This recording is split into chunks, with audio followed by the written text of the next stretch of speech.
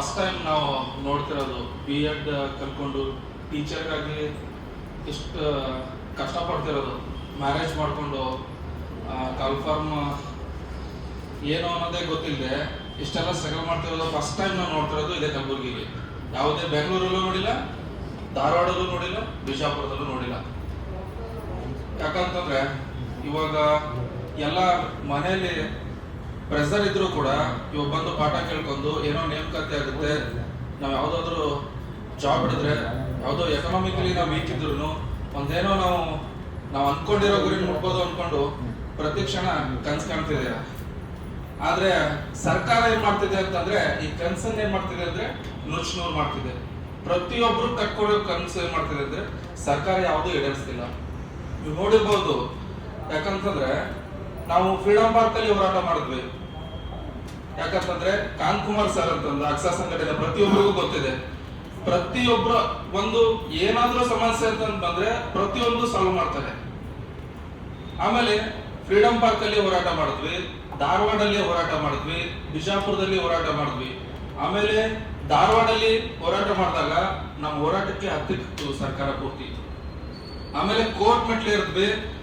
ಮೆಟ್ಲೇರಿದ ತಕ್ಷಣ 1 hour discussion winter session ಅಲ್ಲಿ ಸಿದ್ದರಾಮಯ್ಯ ಜೊತೆ ಕೂತು ಸರ್ ಜೊತೆ ಕೂತು ಮಾತಾಡಿದ್ವಿ.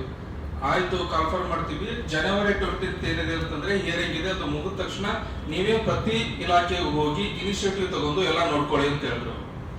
ಹೋಗಿ ನೋಡಿದ್ವಿ, ಆಮೇಲೆ ಹೋರಾಟ ಮಾಡಿದ್ವಿ. ಆಮೇಲೆ ಬಿಜಾಪುರದಲ್ಲಿ ಹೋರಾಟ ಮಾಡಿದ್ರು. ಆ ಧಾರವಾಡ ಹೋರಾಟದ ಪ್ರತಿಫಲನೇ ಒಂದು KA ನೋಟಿಫಿಕೇಶನ್ ಆಯ್ತು. ಆಮೇಲೆ ಕೆಸೆಟ್ ಎಕ್ಸಾಮ್ ಆಯ್ತು, TET ಎಕ್ಸಾಮ್ ಆಯ್ತು. ಇದನ್ನೆಲ್ಲ ನೋಡಿದೀರ. ಆಮೇಲೆ ನಮ್ಗೆ ಯಾವ ರೀತಿ ಇದು ಮಾಡ್ತಿದಾರೆ ಅಂತಂದ್ರೆ ಇವತ್ ನೋಡಿ 676 ಸ್ಕೂಲ್ ಮುಚ್ತಾರಂತೆ, ನೋಡಿದಿರ ತಾನೆ? ಮತ್ತೆ 676 ಸ್ಕೂಲ್ ಮುಚ್ಚಿ ಎಲ್ಲಾನು ಏನಪ್ಪಾ ಅಂತಂದ್ರೆ ಪ್ರೈವೇಟ್ ಸ್ಕೂಲ್ ತೆಗಿಬೇಕಾ ಇವರು? ಪ್ರೈವೇಟ್ ಸ್ಕೂಲ್ ತೆಗೆದ್ರೆ ಗವರ್ಮೆಂಟ್ ಮತ್ತೆ ಈ ಕಡೆ ಇರೋದೇನೋ ಬಡತನ ಅಲ್ವಾ? ನಮ್ಮಂತ ಮಿಡಲ್ ಕ್ಲಾಸ್ ಹುಡುಗರೆಲ್ಲ ಹೇಗೆ ಕಲಿಬೇಕು? ದುಡ್ಡು ಕೊಟ್ಟು ಲಕ್ಷಾಂತರ ರೂಪಾಯಿ ಕೊಟ್ಟು ಕಲಿಯೋದಾಗತ್ತಾ? ಆಗಲ್ಲ. ಆ ರಿಸರ್ವೇಶನ್ ಒಂದು ಇಟ್ಕೊಂಡು ಕೋರ್ಟ್ ಮನೇನ ಆದೇಶ ಮಾಡಿದೆ, 94 ಏನ್ ಇಟ್ಕೊಂಡು ನೀವು ಮಾಡ್ಕೋತಿರೋ ನೋಟಿಫಿಕೇಶನ್ ಹೊಡಿಸಿ ಅಂತಂದು. ಹೊಡಿಸಿದಾರ? ಅದನ್ನೂ ಇಲ್ಲ. ಹೀಗಾಗಿ ಏನಪ್ಪಾ ಅಂತಂದ್ರೆ ಎವ್ರಿ ಟೈಮು ಗವರ್ಮೆಂಟ್ ಏನಂದ್ರೆ ವಿದ್ಯಾರ್ಥಿಗಳ ಬಾಳಲ್ಲಿ ಏನ್ ಮಾಡ್ತಿದೆ ಅಂದ್ರೆ ಚಲಾಟ ಆಗ್ತಿದೆ. ಯಾವುದು ಏನೋ ನೋಟಿಫಿಕೇಶನ್ ಆಗ್ತಿಲ್ಲ. ಸುಮ್ನೆ ಕೂತ್ಕೊಂಡು ಓದೋದ್ರಿಂದ ಪ್ರಯೋಜನ? 5 ವರ್ಷ ಏಜ್ ರಿಲ್ಯಾಕ್ಸೇಷನ್ ಮಾಡಿದ್ರು. ಎಷ್ಟಂತ 5 ವರ್ಷ ನೀವು ರಿಲ್ಯಾಕ್ಸೇಷನ್ ಮಾಡ್ತೀರಾ? ನಮಗೆ ನೋಟಿಫಿಕೇಶನ್ ಬೇಕು. ನೋಟಿಫಿಕೇಶನ್ ಮಾಡಿದ್ರೆ ತಾನೇ ನಾವು ಓದಕ್ ಸಾಧ್ಯ, ಇಲ್ಲಾಂದ್ರೆ ಆಗಲ್ಲ. ಅದಕ್ಕೋಸ್ಕರ ಪ್ರತಿಯೊಂದು ಡಿಪಾರ್ಟ್ಮೆಂಟ್ ವೈಸ್ ಸರ್ ಹೇಳ್ತಾರೆ, ಈಗ ನೀವು ಕೇಳಿ.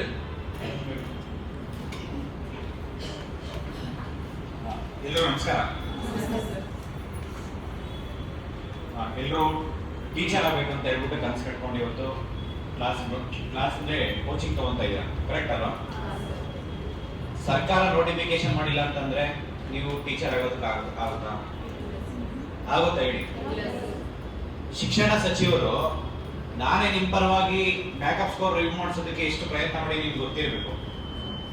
ಲಾಸ್ಟ್ 3 ವರ್ಷದಿಂದ ಪ್ರಯತ್ನ ಮಾಡಿ ಮೊನ್ನೆ ಆರ್ಡರ್ ಆಗಿದೆ C&R ಅಲ್ಲಿ.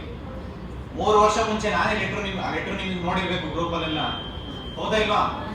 ಇದೇ ಅಖಿಲ ಕರ್ನಾಟಕ ರಾಜ್ಯ ವಿದ್ಯಾರ್ಥಿ ಸಂಘಟನೆಯಿಂದ ನಾವು ಬ್ಯಾಕಪ್ ಸ್ಕೋರ್ ರಿಮೂವ್ ಮಾಡಿಸಿದ್ವಿ ಇವತ್ತು. ಯಾಕೆ ಅಂತಂದ್ರೆ ಡಿಗ್ರಿಯಲ್ಲಿ ಆಲ್ಮೋಸ್ಟ್ ಎಲ್ಲ ಜಾಸ್ತಿ ಸ್ಕೋರ್ ಇದೆ ಅಂದ್ರೆ ಕಾಲೇಜ್ ಟು ಕಾಲೇಜು ಡಿಫ್ರೆನ್ಸ್ ಇರುತ್ತೆ. ಇದೆಯಾ ಇಲ್ವಾ? ಇವತ್ತು ದುಡ್ಡು ಕೊಟ್ರೆ ಡಿಗ್ರಿ ಸರ್ಟಿಫಿಕೇಟ್ ಕೊಡ್ತಾರೆ ಎಷ್ಟೋ ಕಾಲೇಜಲ್ಲಿ. ಕೊಡ್ತಾರ ಕೊಡಲ್ವಾ? ನಿಮ್ಗೆ ಔಟ್ ಆಫ್ ಮಾರ್ಕ್ಸ್ ಸಿಗುತ್ತೆ. ಆಮೇಲೆ ಅವ್ರ ಹತ್ರ ಫುಲ್ ಚರ್ಚೆ ಮಾಡಿದ್ಮೇಲೆ 10% ಅಷ್ಟೇ ಇಟ್ಟಿದ್ದಾರೆ ಇವಾಗ, ಕರೆಕ್ಟಾ? ಅಂದ್ರೆ ಆಲ್ಮೋಸ್ಟ್ 20% ರಿಮೂವ್ ಆಗಿದೆ. ಮುಂಚೆ 30% ಇದೆ, ಕರೆಕ್ಟಾ? ಅಂದ್ರೆ 10% ಯಾಕೆ ಇಟ್ಟಿದ್ದಾರೆ ಅಂತಂದ್ರೆ ಇಲ್ಲಿ ಕಾಂಪಿಟೇಟಿವ್ ಎಕ್ಸಾಮ್ಸ್ ಅಲ್ಲಿ ಕರಪ್ಷನ್ ಆಗುತ್ತೆ ಅನ್ನೋ ಒಂದೇ ಒಂದು ರೀಸನ್ಗೆ ಅದನ್ನು ನಾವು ಪ್ರಯತ್ನ ಪಡ್ತಿದ್ವಿ, ಅದನ್ನು ತಗ್ಸ್ಬೇಕಂತ ಹೇಳಿ. ಬಟ್ ಅದ್ರಲ್ಲಿ ಅವ್ರು ರಿಕ್ವೆಸ್ಟ್ ಮಾಡ್ಕೊಂಡ್ರು, ಹಂಗಾಗಿ ನಾವು 10% ಬಿಟ್ಟು ಮಿಕ್ಕಿದಷ್ಟನ್ನು ಬ್ಯಾಕಪ್ ಸ್ಕೋರ್ ರಿಮೂವ್ ಮಾಡಿಸಿದ್ವಿ. ಇವತ್ತು ನಿಮ್ಗೆ ಎಲ್ರಿಗೂ ಅನುಕೂಲ ಆಗ್ತಾ ಇದೆಯಲ್ಲ ಬ್ಯಾಕಪ್ ಸ್ಕೋರ್ ರಿಮೂವ್ ಮಾಡಿರೋದಕ್ಕೆ. ಪ್ರತಿಯೊಬ್ಬರಿಗೂ ಕಾಂಪಿಟೇಟಿವ್ ಆಸ್ಪಿರೆಂಟ್ಸ್ಗೆ ಯಾರು ಜೆನ್ಯೂನ್, ಯಾರು ಕಷ್ಟಪಟ್ಟು ಹೋಗ್ತಾರೆ, ಸೀರಿಯಸ್ ಕ್ಯಾಂಡಿಡೇಟ್ಸ್ ಇರ್ತಾರೆ, ನಾನು ಟೀಚರ್ ಆಗ್ಲೇಬೇಕು ಅನ್ನೋರು ಇವತ್ತು ಜಾಬ್ ಸಿಗುತ್ತೆ ಅವರಿಗೆ. ನಿಮ್ ಮೇ ಬಿ ನಿಮ್ಗೆಲ್ಲ backup score last time remove ಆಗಿದ್ರೆ ಲಾಸ್ಟ್ ಟೈಮ್ ನೀವು ಎಲ್ಲಷ್ಟೊತ್ತಿಗೆ ಟೀಚರ್ ಆಗಿರ್ತಿದ್ರಿ, ಆಗಿರ್ತಿದ್ರೆ ಇಲ್ವಾ? ಇವತ್ತು ಲಾಸ್ಟ್ 3 ವರ್ಷ ಮುಂಚೆ ಏನ್ GPS ನೋಟಿಫಿಕೇಶನ್ ಆಯ್ತಲ್ಲ, ಅವತ್ತೇ ನೀವು ಎಲ್ಲ ಟೀಚರ್ ಆಗಿ ಇವತ್ತು ವರ್ಕ್ ಮಾಡ್ತಾ ಇದ್ರಿ 13,000 ಪೋಸ್ಟ್ ಅಲ್ಲಿ. ಇದೇ ಶಿಕ್ಷಣ ಸಚಿವರು ಏನ್ ಹೇಳ್ತಾರೆ, 13,500 ಪೋಸ್ಟ್ ಕಾಲ್ ಮಾಡಿದ್ದು ಹಿಂದಿನ ಗವರ್ಮೆಂಟ್ ಮಾಡಿದ್ದು. Yes or no? ಹೌದಾ ಇಲ್ವೋ ಹೇಳಿ, ನಾನೇನೋ ಸುಳ್ಳು ಹೇಳ್ತಾ ಇದ್ದೀನಾ?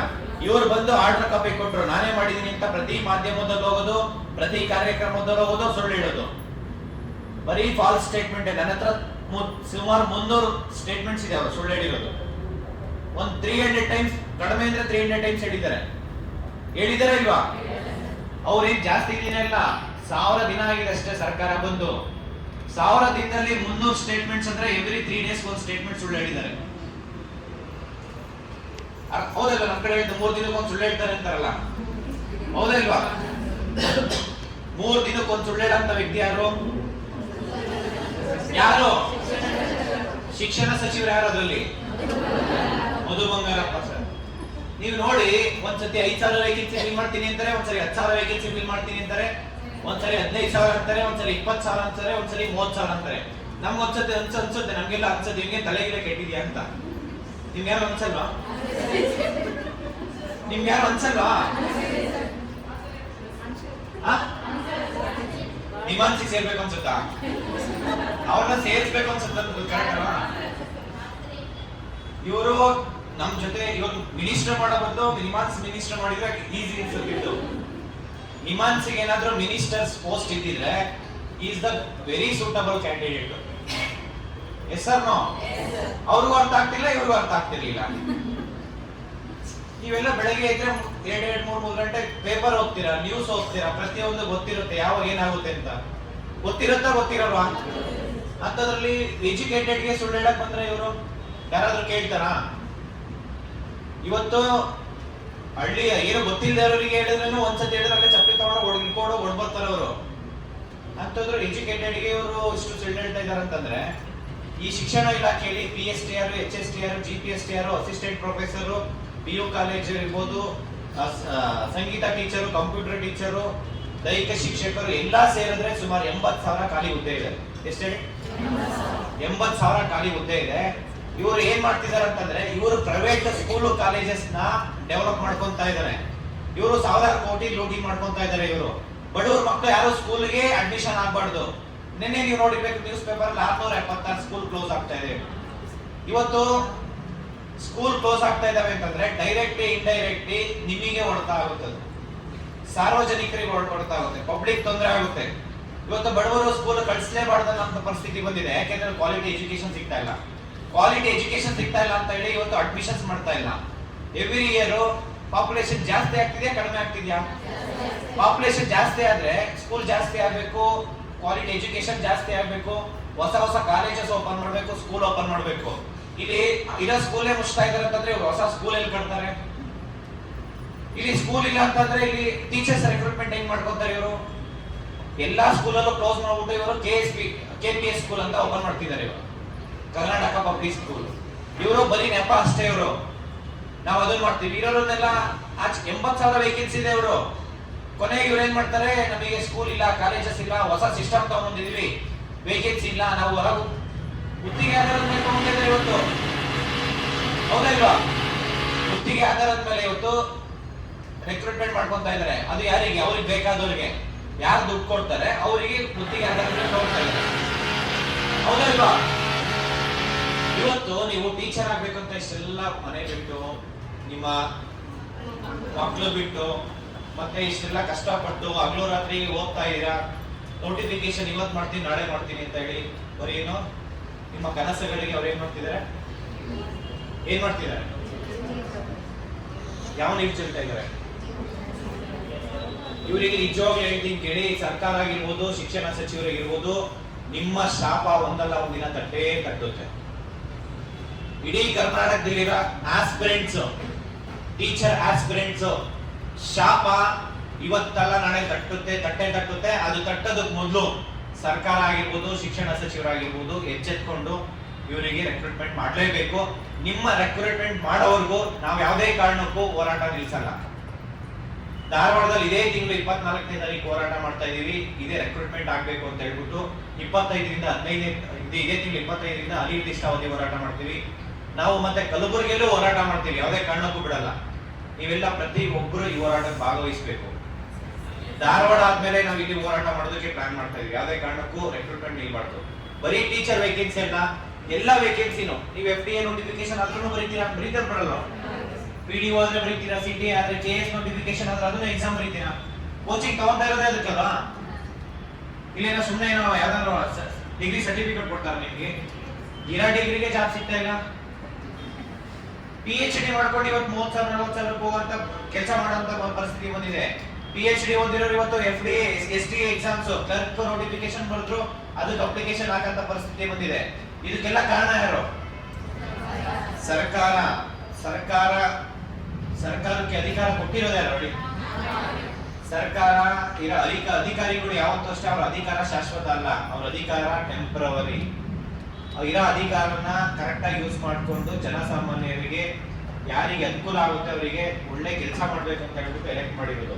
ಒಂದ್ಸತಿ ಸರ್ಕಾರ ಅಂತ ಎಲೆಕ್ಟ್ ಮಾಡಿದ್ಮೇಲೆ ಅದು ಪಕ್ಷ, ಯಾವುದೇ ಪಕ್ಷ ಅಂತ ಬರಲ್ಲ, ಅದು it's equal for every one. ಇಡೀ ಸ್ಟೇಟ್ ಅಲ್ಲಿ ಪ್ರತಿಯೊಬ್ಬರಿಗೂ ಈಕ್ವಲ್ ಆಗಿ ಟ್ರೀಟ್ ಮಾಡಬೇಕು.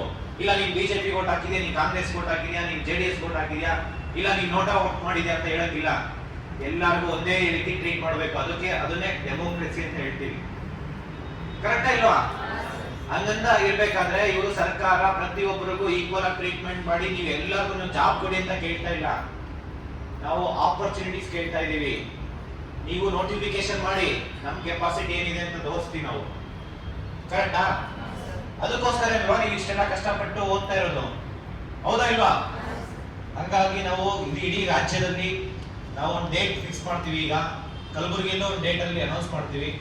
ನೀವು ಏನು ಓದ್ತಾ ಇದ್ದೀರಾ ಎಲ್ಲ ಒಂದು ಬುಕ್ಸ್ ತಗೊಂಡು ಒಂದಿನ ನಾವು ಅನೌನ್ಸ್ ಮಾಡ್ತೀವಿ. ಎಲ್ಲ DC ಕಚೇರಿ ಮುಂದೆ ಅನಿರ್ದಿಷ್ಟಾವಧಿ ಹೋರಾಟ ಮಾಡಬೇಕಾಗುತ್ತೆ. ನಿಮ್ಮ ಬುಕ್ಸ್ ಏನೇನು ಓದಿರ್ತೀರಾ ತಗೊಂಡೋಗ DC ಕಚೇರಿ ಮುಂದೆ ಕುತ್ಕೊಂಡು ರಿವಿಷನ್ ಮಾಡ್ಕೊಂಡು ಒಬ್ರಿಗೊಬ್ರು ಪರಿಚಯ ಮಾಡ್ಕೊಂಡು ಈ ಹೋರಾಟ ಕಂಟಿನ್ಯೂಸ್ ಆಗಿ ಆಗಬೇಕು. ಎಲ್ಲಿವರೆಗೂ ಇನ್ನು 15 ದಿನ ಗಡುವು ಕೊಟ್ಟಿದ್ದೀವಿ ಸರ್ಕಾರಕ್ಕೆ. 15 ದಿನದೊಳಗಡೆ ರೆಕ್ರೂಟ್ಮೆಂಟ್ ಮಾಡಿಲ್ಲ ಅಂತಂದ್ರೆ ಕರ್ನಾಟಕದಲ್ಲಿ 31 ಡಿಸ್ಟಿಕ್ ಅಲ್ಲೂ ಅನಿರ್ದಿಷ್ಟಾವಧಿ ಹೋರಾಟ ಆಗಬೇಕು DC ಕಚೇರಿ ಮುಂದೆ. ಯಾವುದೇ ಕಾರಣಕ್ಕೂ ನೀವು ಎಲ್ಲರೂ ಒಗ್ಗಟ್ಟಾಗಿ ನೀವು ಕಾನೂನು ರೀತಿಯಲ್ಲಿ ಹೋರಾಟ ಮಾಡಿ ನಮ್ಮ ಹಕ್ಕುಗಳನ್ನ ನಾವು ಪಡ್ಕೊಳ್ಳೋಣ. ಅರ್ಥ ಆಯ್ತಾ? ಇದು ಹೋರಾಟ ಅನ್ನೋದು ನಮ್ಮ fundamental rights. Right to speech, right to peaceful assemble, right to life, ಪ್ರತಿಯೊಂದು ಇಲ್ಲಿ ಫಂಡಮೆಂಟಲ್ ರೈಟ್ಸ್ ಏನಿದೆಯಾ ಅದರಿಂದ ಆಚೆ ನಾವೇನು ಕೇಳ್ತಾ ಇಲ್ಲ. ಫಂಡಮೆಂಟಲ್ ರೈಟ್ಸ್ ಏನಿದೆಯಾ ಅದನ್ನ ಆ ರೀತಿ ನಡ್ಕೊಳ್ಳಿ. ಸರ್ಕಾರನೂ ಅಷ್ಟೇ, right to opportunities, right to employment is opportunities, right to livelihood, ಇಷ್ಟೆಲ್ಲ ನೀವು ಸರ್ಕಾರದ ಫಂಡಮೆಂಟಲ್ ರೈಟ್ಸ್ ಏನಿದೆ ಅದನ್ನ ನಾವು ಕೇಳ್ತಾ ಇರೋದಷ್ಟೇ. ಪ್ರತಿಯೊಬ್ರು ಯಾರು ಭಯ ಬೀಳ್ಬೇಡಿ, ಪ್ರತಿಯೊಬ್ರು ಪ್ರಶ್ನೆ ಮಾಡಿ. ಪ್ರಶ್ನೆ ಯಾವ ರೀತಿ ಅಂತಂದ್ರೆ ಸೋಷಿಯಲ್ ಮೀಡಿಯಾದಲ್ಲಿ ಮಾಡಿ, ಇಲ್ಲ ಅಂದ್ರೆ ಅಟ್ಲೀಸ್ಟ್ ಹೋರಾಟದ ಮುಖಾಂತರ ಆದ್ರೂ ಸರ್ಕಾರ ಒಂಥರ ದಪ್ಪ ಚರ್ಮ ಇದ್ದಂಗೆ ಅದು. ಅದಕ್ಕೆ ಹೋರಾಟದ ಮುಖಾಂತರನೇ ನಾವು ನಮ್ಮ ರೈಟ್ಸ್ ನ ಪಡ್ಕೊಬೇಕಾಗಿದೆ. ಕರೆಕ್ಟ್ ಅಲ್ವಾ? ಇವತ್ತು ಒಂದು MLA ಇರ್ಬೋದು, ಒಂದು MLC ಇರ್ಬೋದು, ಒಬ್ರು ಮಿನಿಸ್ಟರ್ ಇರ್ಬೋದು, ರೆಕ್ರೂಟ್ಮೆಂಟ್ ಬಗ್ಗೆ ಯಾರು ಮಾತಾಡ್ತಾ ಇಲ್ಲ. ಬಿಕಾಸ್ ಅವ್ರಿಗೆ ಯಾರಿಗೂ ಏನು ಸಿಗಲ್ಲ. ದುಡ್ಡು ಸಿಗುತ್ತಾ ಅವರಿಗೆ ಮಾತಾಡಿದ್ರೆ? ಸಿಗುತ್ತಾ? ಸಿಗಲ್ಲ. ಹಾಗಾಗಿ ನಿಮ್ಗೆ ಅವ್ರು ನಿಮ್ಮ ಹತ್ರ ಎಕ್ಸ್ಪೆಕ್ಟ್ ಮಾಡೋದು ಒಂದೇ, 5 ವರ್ಷಕ್ಕೆ ಒಂದ್ಸತಿ ಎಷ್ಟೇ ಎಕ್ಸ್ಪೆಕ್ಟ್ ಮಾಡ್ತಾರೆ, ಏನು? ವೋಟ್. ಒಂದ್ಸತಿ 1 ನೋಟ್ ಕೊಡ್ತಾರೆ, 2 ನೋಟ್ ಹಾಕಿ ಅಂತಾರೆ, 2 ನೋಟ್ ಕೊಡ್ತಾರೆ, 1 ನೋಟ್ ಹಾಕಿ ಅಂತ ಹೇಳ್ತಾರೆ ಅಷ್ಟೇ. ಕರೆಕ್ಟಾ? ದಯವಿಟ್ಟು ಇನ್ನೊಂದ್ಸತಿ ಏನಾದ್ರು ಯಾವುದೇ ಪಕ್ಷ ಆಗಿರ್ಬೋದು ದುಡ್ಡು ಕೊಟ್ಟು ವೋಟ್ ಹಾಕ್ಬೇಡಿ. ದುಡ್ಡು ಇಸ್ಕೊಂಡ್ಮೇಲೆ ಪ್ರಶ್ನೆ ಮಾಡ್ಬೇಕನ್ನೋದೇ ಬರಲ್ಲ ನಿಮ್ಮ ಮನಸ್ಥಿತಿಗೆ. ದುಡ್ಡು ಕೊಟ್ರೆ ನೀವೇ 500 ರೂಪಾಯಿ ವಾಪಸ್ ಅವ್ರಿಗೆ ಕೊಟ್ಬಿಡಿ. ಜವಾಬಿನ ಒಂದು 5 ರೂಪಾಯಿ 10 ರೂಪಾಯಿ ನಿಮ್ಮ ಹತ್ರ ದುಡ್ಡಿದ್ರೆ ಅದ್ರ ಜೊತೆ ಅದಕ್ಕೆ ಸೇರಿಸ್ಕೊಂಡು ಕೊಟ್ಬಿಡಿ ಅವರಿಗೆ. ನೀವೇ ಇಟ್ಕೊಳ್ಳಿ, ನಾವೇ ಕೇಳಿದ್ ಮಾಡಿ ಅಷ್ಟೇ. ಒಂದು road facilities, education, health, sports activities ಇರ್ಬೋದು, ಈ ತರ ನಮಗೆ ಬೇಸಿಕ್ ಫೆಸಿಲಿಟೀಸ್ ಕೊಡಿ ಸಾಕು. ನಿಮ್ ದುಡ್ಡು ನೀವೇ ಇಟ್ಕೊಳ್ಳಿ, ಕರೆಕ್ಟಾಗಿ ನಿಮ್ ಕೆಲಸ ಮಾಡಿ. ಯಾರು ಕೆಲಸ ಮಾಡ್ತಾರೋ ಅವ್ರ ಭರವಸೆ ಅಂದ್ರೆ ಯಾರು ಮಾತು ಕೊಟ್ಟಿರ್ತಾರೋ ಅದು ಉಳಿಸ್ಕೊಂಡಿರ್ತಾರೋ ಅಂತವ್ರು ವೋಟ್ ಹಾಕಿ. ಈ ಸ್ಟೇಟ್ ನನಗೆ ಈ ಮಾತಾಡೋಕೆ ಅವಕಾಶ ಮಾಡಿಕೊಟ್ಟಂತ ಆದಿಯೋಗಿ ಕೋಚಿಂಗ್ ಇನ್ಸ್ಟಿಟ್ಯೂಟ್ ರಮೇಶ್ ಸರ್ಗೂ ಅಷ್ಟೇ, ಮತ್ತೆ ನಿಮ್ಮೆಲ್ಲರಿಗೂ ಅಷ್ಟೇ, ಮತ್ತೆ ನಿಮ್ಮ ಸ್ನೇಹಿತರಿಗೆ ಎಲ್ಲರಿಗೂ ನಮ್ಮ ಅಖಿಲ ಕರ್ನಾಟಕ ರಾಜ್ಯ ವಿದ್ಯಾರ್ಥಿ ಸಂಘಟನೆಯಿಂದ ಎಲ್ರಿಗೂ ಧನ್ಯವಾದ ಹೇಳ್ತಾ, ಮುಂದೆ ಏನೇ ಸಮಸ್ಯೆ ಇದ್ರೂ ನಮಗೆ ತಿಳಿಸಿ 100% ನಾವು ಮಾಡ್ತೀವಿ. ಯಾಕೆಂತಂದ್ರೆ ಹಿಂದೆ ಎಲ್ಲಾ ಸಮಸ್ಯೆಗಳಿಗೂ ನಾವು ನಿಂತ್ಕೊಂಡು ಹೋರಾಟ ಮಾಡಿದ್ದೀವಿ.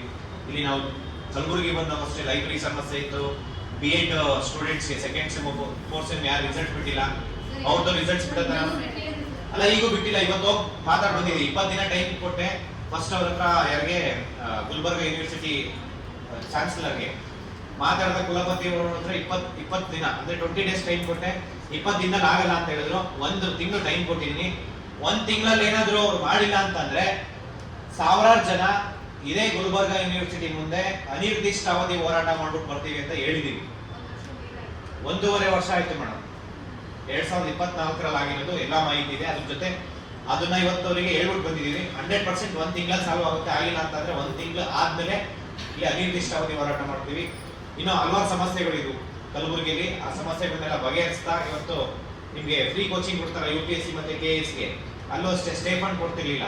ಅದ್ರ ಬಗ್ಗೆನೂ ಹೋಗಿ ನಾವು ಕಮಿಷನರ್ ಹತ್ರ ಹೋಗಿ ಮಾತಾಡ್ಕೊಂಡು ಬಂದಿದ್ದೀವಿ. ಅದಕ್ಕೂ ಅವರಿಗೆ ಒಂದು 20 ಡೇಸ್ 1 ಮಂತ್ ಟೈಮ್ ಕೊಟ್ಟಿದ್ದೀವಿ. ಸಪೋಸ್ ಸ್ಟೇ ಫಂಡ್ ಕೊಟ್ಟಿಲ್ಲ ಅಂದ್ರೆ ಅದಕ್ಕೂ ಹೋರಾಟ ಮಾಡ್ತೀವಿ.